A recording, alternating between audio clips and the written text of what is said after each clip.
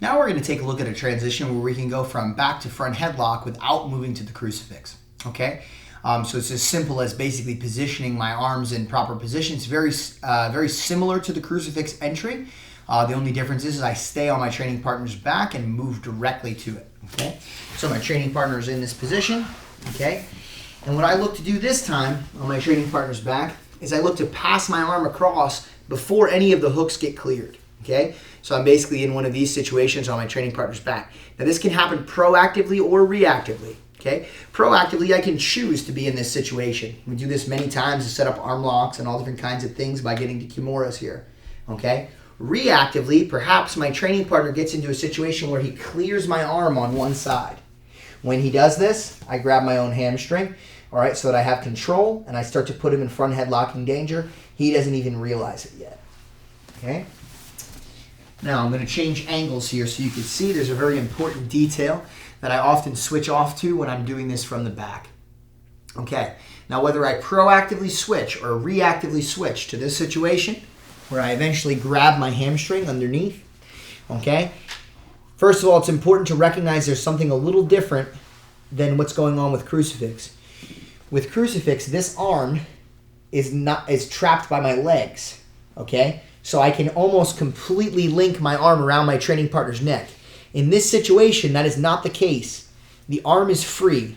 So recognize that when you put yourself in this situation, you're not necessarily in a high elbow guillotine territory. You have the arm trapped. So you're almost in head and arm or katagatame situation.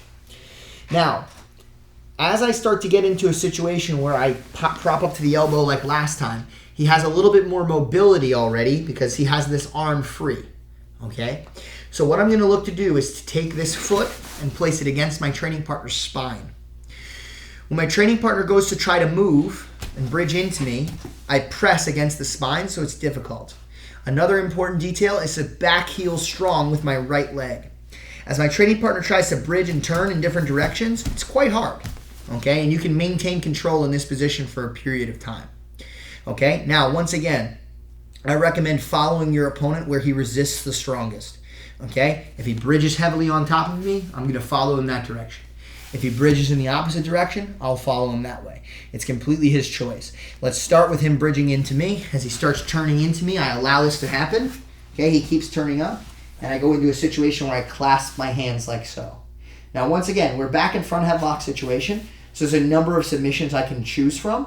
But for the time being, because the arm is across, I'm just going to lock my hands up, and I'm going to treat this a lot like a katagatame.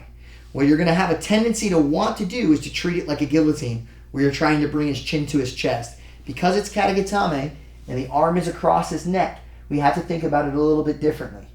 Okay? We have to think about this in terms of my elbow that's attached to my training partner's neck. It's a clean connection, pressing further into the neck. So what we're really looking to try to do here is to lock up and pull in a circular fashion my elbow into my opponent's neck for a strong submission hold.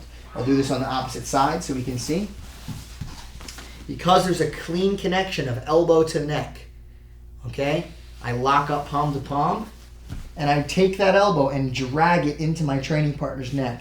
It's very similar to the same things that we would do if we locked up to a bicep deep grip in a normal katagatame, okay? I rotate, and that arm drives right into my training partner's neck for the finish. And in this way, we can transfer from the back to front headlock situations. Just to give you an example so you understand what I'm talking about, we can switch to other types of front headlock, okay? We'll discuss that later on in the DVD, but I'll give you an example. All right, once I move into this situation and I post on my training partner's lower back, okay, I'm going to go the other direction this time and roll with my training partner, okay? Now, assuming I start in this position, well, that's fine.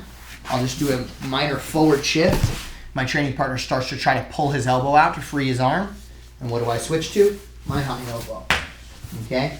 So we have a number of different submissions that are going to open up to us there. All right? But just knowing that that's the pathway, knowing that by grabbing my hamstring, I now have path to the front headlock, it opens me up to an entire different range of submission holds. Okay? And that's really what we're looking to demonstrate there. As we get into the front headlocking system, we'll discuss a few more options that you can transfer, but now you at least have a sense of direction. I can go from the back to the front headlock in a very effective, efficient fashion.